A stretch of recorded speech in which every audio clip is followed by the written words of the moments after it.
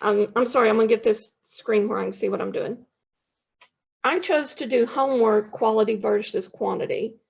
And this first slide, I'm just gonna read it to you guys as it's written. It just made a good segue into what I'm going to talk about. It states, for as long as homework has been a part of school life in the United States, so too has been the debate over its value. In 1900, a prominent magazine published an article on the evils of homework titled, A National Crime at the Feet of Parents. The author, Edward Bach, believed that homework or too much school learning outside of the classroom deprived children of critical time to play or participate in other activities at home. The very next year, California, influenced by those concerns, enacted a statewide prohibition on homework for students under the age of 15. In 1917, the state lifted the ban, which has often been the case as districts have continually swung back and forth on the issue. More than 100 years later, homework remains a contentious issue, and the debate over its value rages on, with scholars coming down on both sides of the argument. That is absolutely what I found when I started my study. So we're ready to begin the video.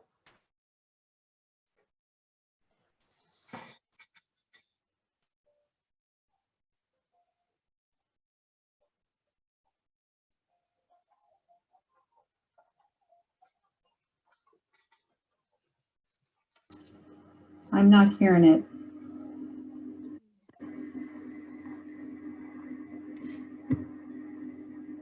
You see what I can do?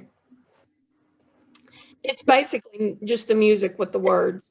Okay, if it is, then we can read it, not a problem. Okay, let's do that.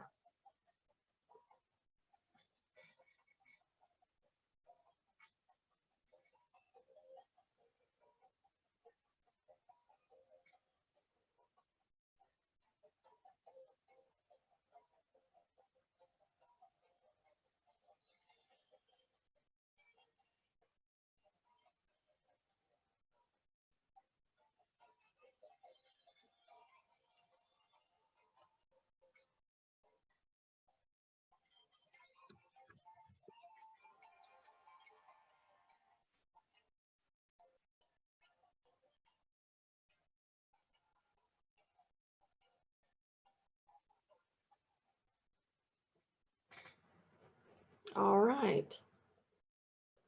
So from there on the video, it talked about the 10-minute rule. And the problem with that, it doesn't take into account the differences in our students. Not everyone learns the same. In the classroom, teachers can adjust work to support struggling students.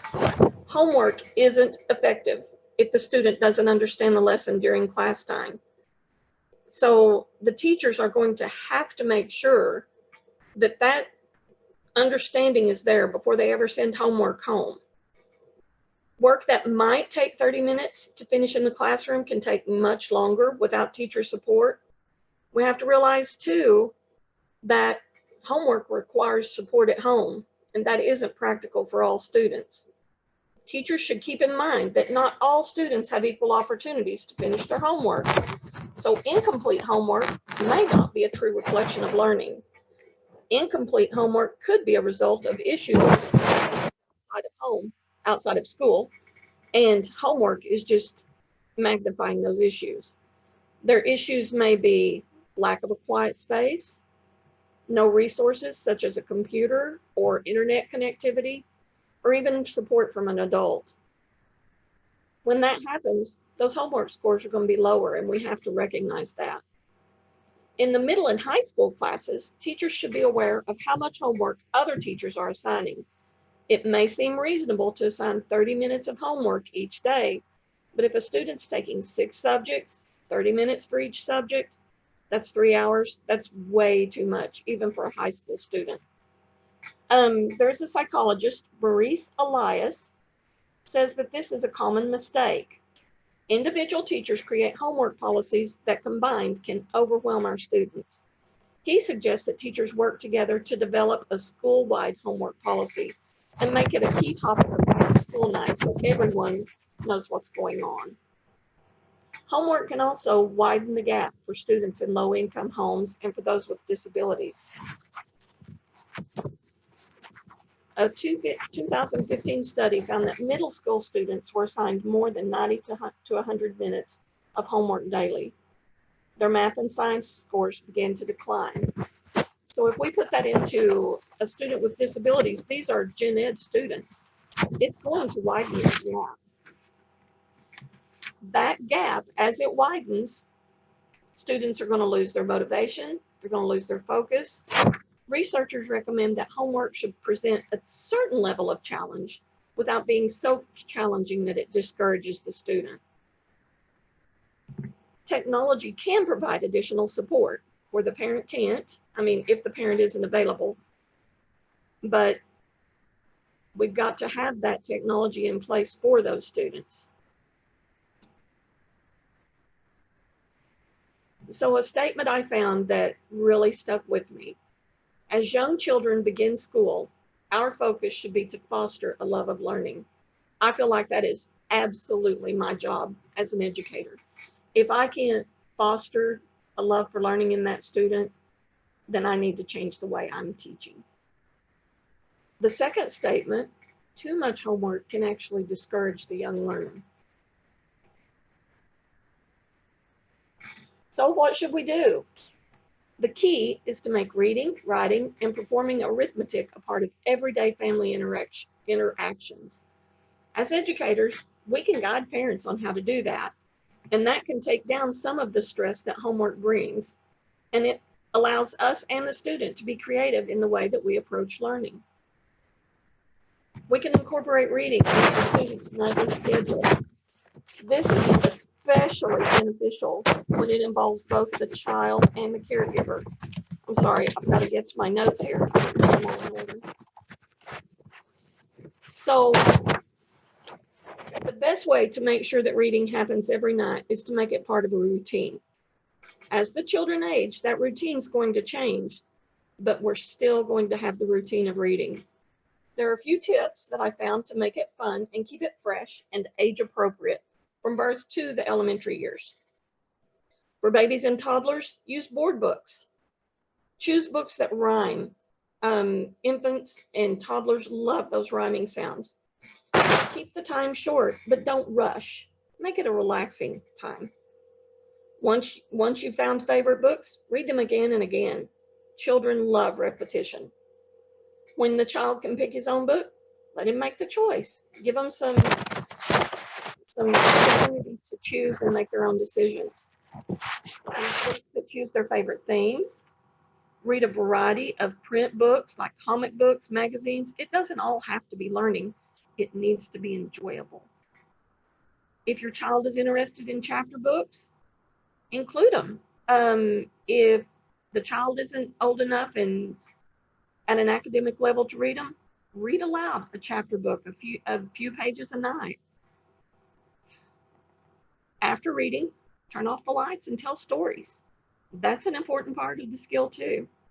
You can read as a team, read a page, have your students read a page, but don't just give up on those picture books. Go back and just thumb through a book just for the pure enjoyment of looking at the pictures and spending time together. Family game night. That is another way of creating learning in a way that the entire family can enjoy. And I found another quote. This doctor said that family games are one of my favorite ways to stretch mental abilities and to enjoy time together as a family. When we play games together, we're teaching our kids taking turns, being polite when we win, being polite when we lose. We can choose games that are rich in math skills, that are rich in literacy skills, and the very greatest benefit is that that child knows that you care enough to spend time with them and to keep that going. Another way to replace homework, bake together. You can turn a night of baking into a math lesson, a science lesson, a reading lesson, lessons on responsibility as you clean up, And as an added bonus, there is a tasty treat at the end. This slide is just opinions, and I found it, I'm going to be honest, I went back and looked at it several times. So the number of students strongly agree homework helps is quite lower than what the parents and teachers felt like. I just found it really fascinating to see where the students thought homework helped, where the parents thought it helped, and where the teachers thought it helped. It gave me a pretty good perspective on expectations. Research has shown that there's a direct correlation between homework and standardized tests for students in the upper elementary grades through high school. There's been no evidence found that the same is true for young students.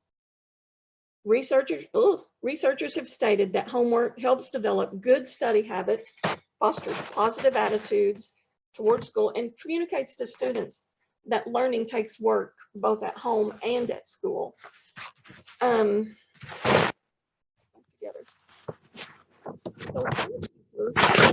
actually, I found statements from several teachers that determined that they were just going to stop homework.